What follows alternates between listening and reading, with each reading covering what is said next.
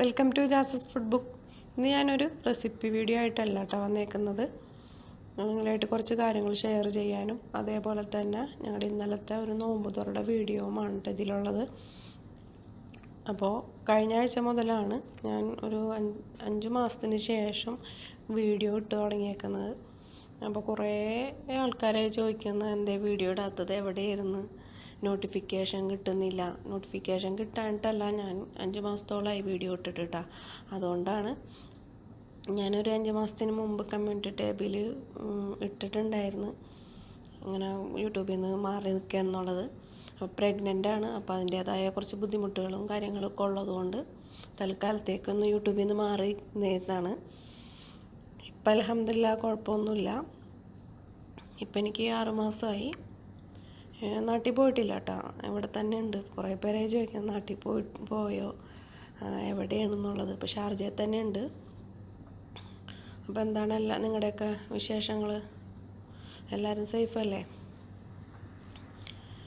അപ്പോൾ ഞാൻ cooking video ആണ് കൂടുതലായിട്ട് ചെയ്യൽ കേട്ടോ. അപ്പോൾ അതുകൊണ്ട് വ്ളോഗൊന്നും ചെയ്തുള്ള ശീലമില്ല.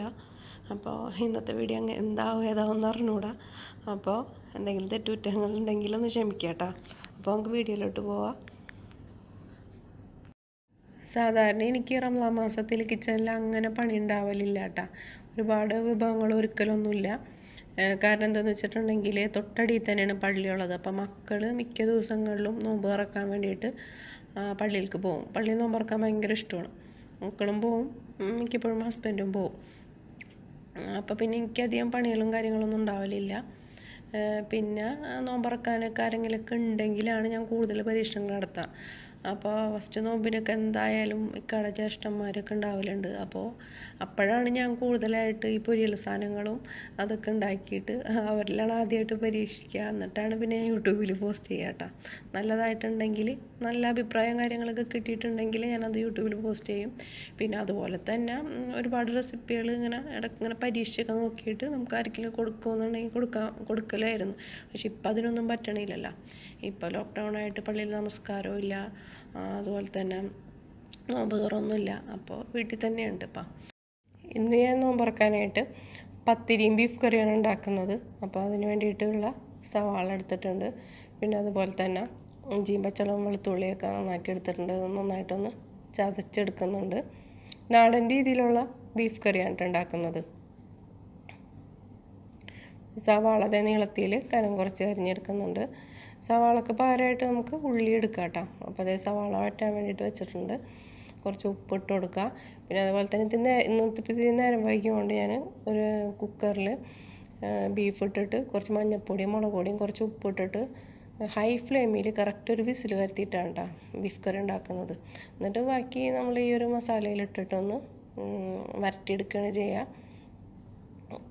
ഇതിൻ്റെ കൂടുതൽ റെസിപ്പി ഞാൻ പറയുന്നില്ല കേട്ടോ. ഞാൻ ഇൻഷാ അല്ലാഹ് ഞാൻ വീഡിയോ ചെയ്യാം. അപ്പോൾ ഇതിൽ റെസിപ്പിയും കൂടി ആകുമ്പോൾ വീഡിയോക്ക് ലെങ്ത്ത് കൂടും. അപ്പോൾ വേവിച്ച് വെച്ച ബീഫ് ഇതിലേക്ക് ഇട്ടിട്ട് നന്നായിട്ടൊന്ന് വറ്റിച്ചെടുക്കുകയും ചെയ്യുക. പിന്നെ പത്തിരി ഉണ്ടാക്കുന്നുണ്ട്. പത്തിരിയുടെ റെസിപ്പി ഞാൻ ഓൾറെഡി ഇട്ടിട്ടുണ്ട്. അപ്പോൾ അതുകൊണ്ട് അതും വിശദമായിട്ട് പറയുന്നില്ല.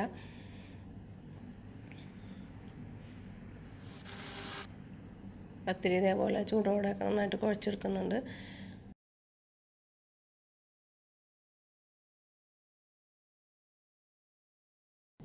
പിന്നെ ഞാനിന്ന് കുറച്ച് അലീസ് ഉണ്ടാക്കുന്നുണ്ട്. അലീസ്, അൽസ, അരീസ് എന്നൊക്കെ പറയും.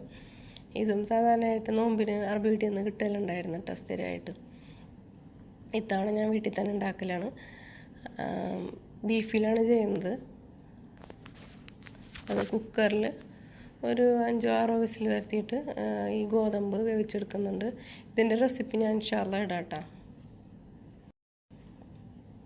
അതായത് ബീഫ് ഇതേപോലെ നന്നായിട്ട് വരട്ടിയെടുത്തിട്ടുണ്ട്.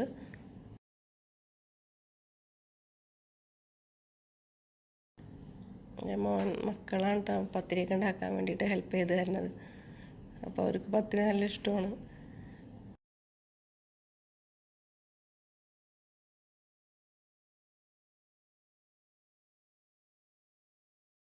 അലീസ റെഡി ആയിട്ടുണ്ട്. ഞാനതിൽ കുറച്ച് തേങ്ങാപ്പാലൊക്കെ ഒഴിച്ച് ഒന്ന് വറ്റിച്ചെടുത്തിട്ടുണ്ട്.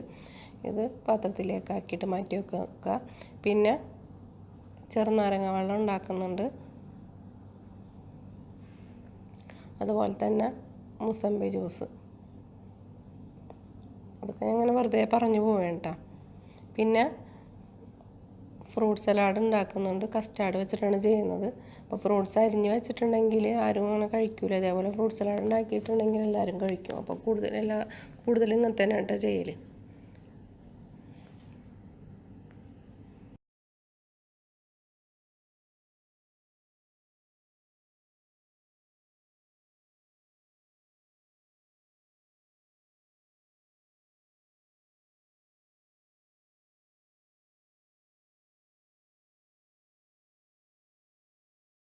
അപ്പോൾ ഇതൊക്കെയാണ് ഇന്നത്തെ വിഭവങ്ങൾ. പിന്നെ കുറച്ച് കുമ്മട്ടി അരിഞ്ഞു വെക്കുന്നുണ്ട് കേട്ടോ. ഞങ്ങളിത് ഇവിടെ കിച്ചണിൽ തന്നെയാണ് കേട്ടോ നോമ്പ് തുറക്കൽ. ആരെങ്കിലും ഗസ്റ്റുകളൊക്കെ ഉണ്ടെങ്കിൽ മാത്രമേ ഹാളിലേക്ക് പോകലുള്ളൂ. അപ്പോൾ ഇവിടെ വെച്ചിട്ട് തന്നെയാണ് നോമ്പ് തുറക്കുന്നത്.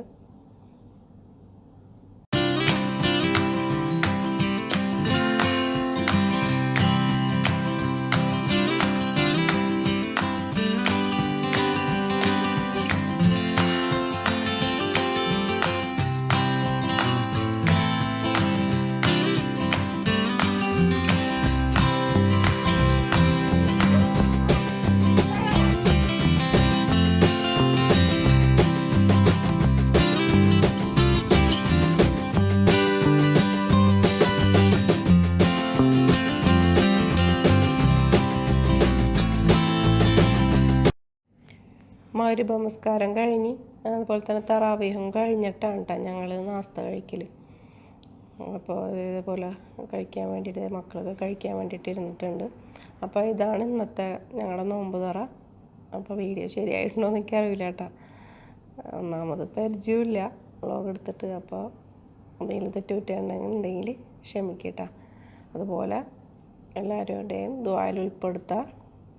അപ്പോൾ ഇനിയൊരു നല്ലൊരു വീഡിയോ ആയിട്ട് വരുന്നവരെ ഓക്കെ ബൈ, സീ യു.